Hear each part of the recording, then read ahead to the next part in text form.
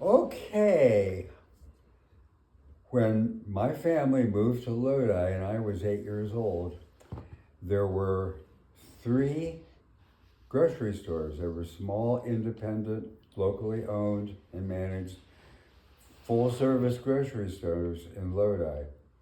There was the IGA, which was more like a franchisee. There was A&P, so I got to back up because A&P was not locally owned. It was at that time probably the country's largest corporate grower. Stood for the Atlantic and Pacific Tea Company, and it had been around at least since the 1800s. And then next to the A&P was Underwoods, and they were definitely local. And three Underwood family members worked in the store cutting meat and doing groceries. The big red letter day was following the departure of A&P. Probably in 1957 or 58, A&P made the decision, we're not concentrating on little markets like Lodi anymore, so we're going to leave Lodi. The convenience for Underwoods was A&P had been right next door, and all they had to do was knock out a non-load-bearing wall, and they doubled the size of their store. So they did that. And soon after that, they got a donut machine. And this was a donut machine that really didn't take up as much space as one would think. And it probably required some prep in a back room where you would actually mix the donut dough. And probably the only thing the public got to see was the possibly the baking part of the donut. I'm not even sure of that. The display part was at the back of one of the belts that ran your groceries up to the cashier. So you didn't leave the store without seeing a donut. And it worked. They did very, very well. And you can buy one or you could buy a dozen. And they'd sell them in these kind of like wax-lined paper bags. Looked like you'd been visiting the candy store or the circus or something. Well, at that time, sometimes resentfully, I did my mom's shopping. She gave me a list, and I walked a half a mile to Underwoods, fulfilled the list because it was a self-service store unless you wanted meat, and then walked back home. And then it became a bit of an inconvenience for them to give me cash every day and expect me to be responsible for coming back with the right amount of change. So they set up a charge account because my dad was good for it. And of course the Underwoods realized, that was good for trade. So what my parents, if they realized it late, it never occurred to them that once Jimmy learned that he didn't have to be accountable for any change, he stretched the limits on just what that meant. Somehow he got the idea, I can say, charge this. And he did with the donuts.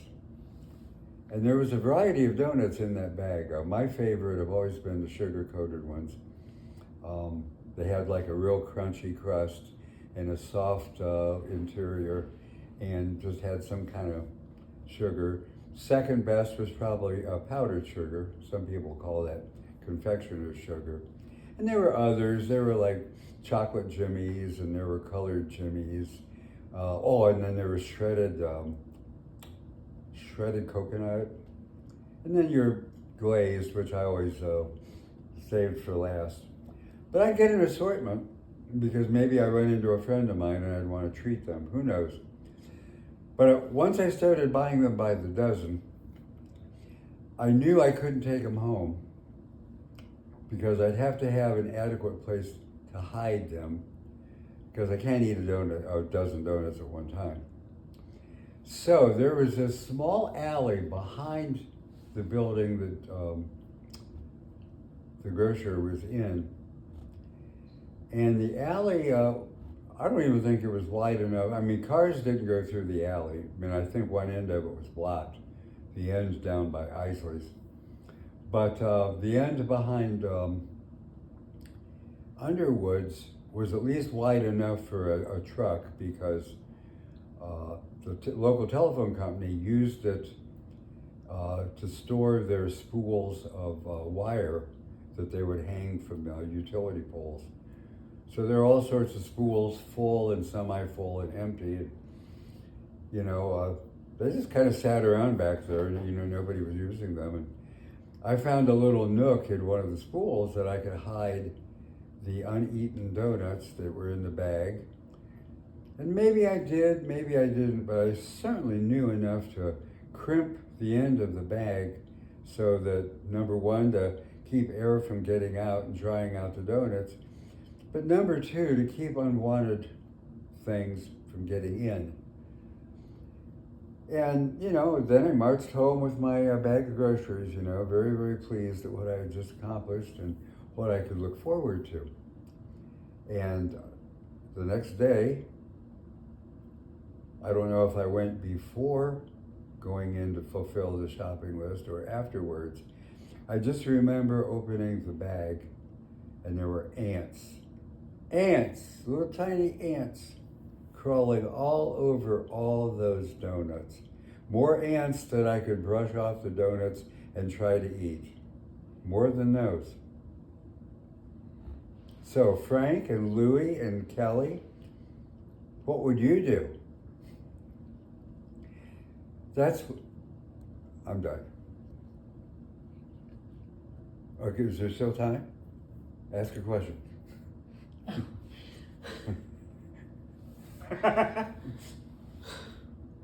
Well, right across the street was Musser's newsstand, where I would stand and read her paperback books and Mad Magazine for hours.